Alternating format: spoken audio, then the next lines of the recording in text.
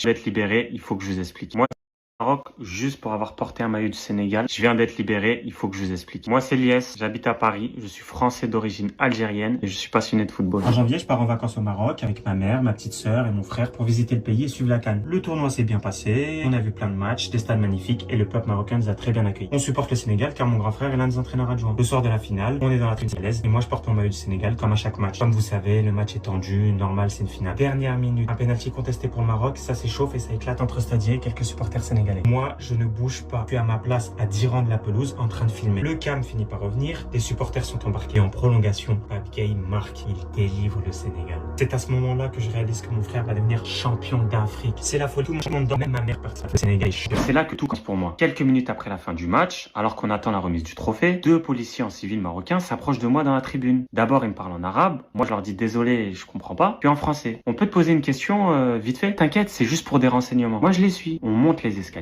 D'un coup, 10 policiers me sautent dessus, me frappent et m'emmènent de force au poste. Au poste du stade, j'attends pendant longtemps. Tout le monde est énervé parce que le Maroc vient de perdre la finale. Et quand on m'interroge enfin, j'explique tout. Voilà, je suis venu en famille. Pourquoi je portais le maillot du Sénégal? Je montre mon passeport français. Le policier, il me dit, eh oui, et ta mère, elle est française, mais elle est née où?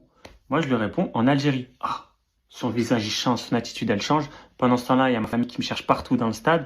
Ils finissent par me trouver, posent des questions. Personne ne veut leur répondre. Ils me mettent les menottes devant ma famille, devant ma mère. Nous, on essaie de s'interposer. On dit, mais qu'est-ce qu'il a fait? Qu'est-ce que j'ai fait? Je comprends pas. Donnez-nous des explications. Ils nous disent rien. Ma mère, elle essaie de s'interposer. Elle dit, mais arrêtez. Elle crie, elle pleure, elle hurle.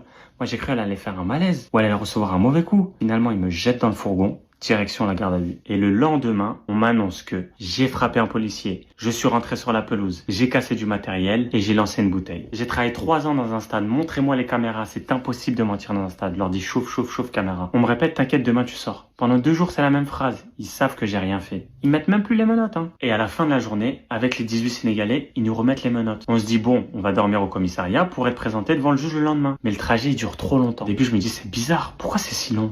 Et puis d'un coup, on comprend. On va pas au commissariat, on va en prison. Je réalise que mon cauchemar ne fait que commencer. Un cauchemar qui va pas durer une nuit, mais qui va durer 3 mois. J'ai fait 2 prisons, à l'isolement, 8 fois au tribunal. Une condamnation sans preuve dans un stade doté de 800 caméras. Mon anniversaire, le ramadan, l'Aïd derrière les barreaux. Mon nom dans tous les médias. Mais aussi le cas et le jugement des 18 supporters sénégalais. J'ai tout vu, j'ai tout entendu. Si ça vous intéresse, je vais tout vous raconter.